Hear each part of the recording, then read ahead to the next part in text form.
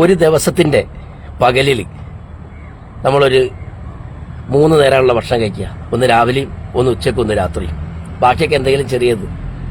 ഇതിൽ ഒരു നേരത്തെ ഒരു ഉച്ചനേരത്തെ ഭക്ഷണം നമ്മൾ മനഃപൂർവ്വം വേണ്ടാന്ന് വെക്കും അല്ലേ? മനഃപൂർവ്വം. കാരണം അതൊരു വിശ്വാസത്തിന്റെ ഭാഗമാണ്. ഇതിന്റെ പേരാണ് നോമ്പ്. എന്നിട്ടോ അതിന്റെ 9 മടങ്ങ് നമ്മൾ തിന്നുകയും ചെയ്യും. അതിന്റെ 9 മടങ്ങ് നമ്മൾ ഭക്ഷണം കഴിക്കുകയും ചെയ്യും. ഇതിന്റെ പേരാണ് നോമ്പ് കാലം. സംശയമുണ്ടോ? ഒന്ന് കൂട്ടി നോക്കി നിങ്ങൾ. ഒരു 10-11 ഞാൻ പറഞ്ഞുതരാം.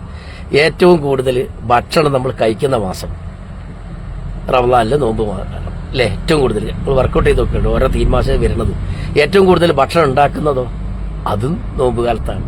പണി ഏതാണ്ട് 2 മണി 3 മണിക്ക് തുടങ്ങണം വേവിച്ചുണ്ടാക്കൽ. ഏറ്റവും കൂടുതൽ നമ്മൾ ഫ്രൂട്ട്സ് വാങ്ങുന്നത് ഏത് കാലത്താണ്? നോമ്പ് കാലത്ത്. ഏറ്റവും കൂടുതൽ നമ്മൾ മത്സ്യവും മാംസം തന്നെ പ്രധാനമായിട്ട് വാങ്ങുകയും അത് വെച്ച് വേവിച്ചുണ്ടാക്കുകയും അത് കഴിക്കുകയും ചെയ്യണ മാസം ഏതാണ്? അത് നോമ്പുകാലാണ്. ഏറ്റവും കൂടുതൽ എണ്ണക്കടികൾ ഉണ്ടാക്കുകയും വാങ്ങുകയും തിന്നുകയും ചെയ്യുന്ന കാലം ഏതാണ്? അത് നോമ്പുകാലമായിരിക്കും. ഏറ്റവും കൂടുതൽ ജ്യൂസ് പോലുള്ള പാനീയങ്ങൾ, പായസങ്ങൾ തുടങ്ങിയ സാധനം കുടിക്കുന്ന കാലം ഏതാണ്? നോമ്പുകാലം. ഏറ്റവും കൂടുതൽ ഡ്രൈ ഫ്രൂട്ട്സ്, കാരക്ക, അണ്ടിപ്പരിപ്പ് പോലത്തെ സാധനം തിന്നുന്ന കാലം, അതും നോമ്പുകാലം. ഇത് വെറുതെ പറയല്ല കേട്ടോ. ഏറ്റവും കൂടുതൽ നമ്മൾ ഉപ്പിലിട്ടതും അതുപോലുള്ള മസാല തേച്ചമായിട്ടുള്ള സാധനങ്ങൾ വാങ്ങി തിന്നുന്ന കാലം നോമ്പുകാലം.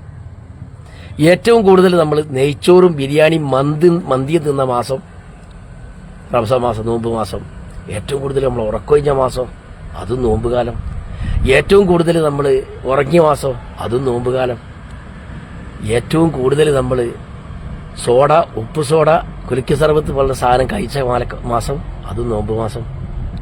എന്നിട്ട് നമ്മൾ പറയും നോമ്പ് പട്ടിണിയാണ്, ഭയങ്കര വിശപ്പിന്റെ കാലമാണ്, വലിയ പ്രശ്നമാണ്, എന്ത് ചെയ്യാൻ.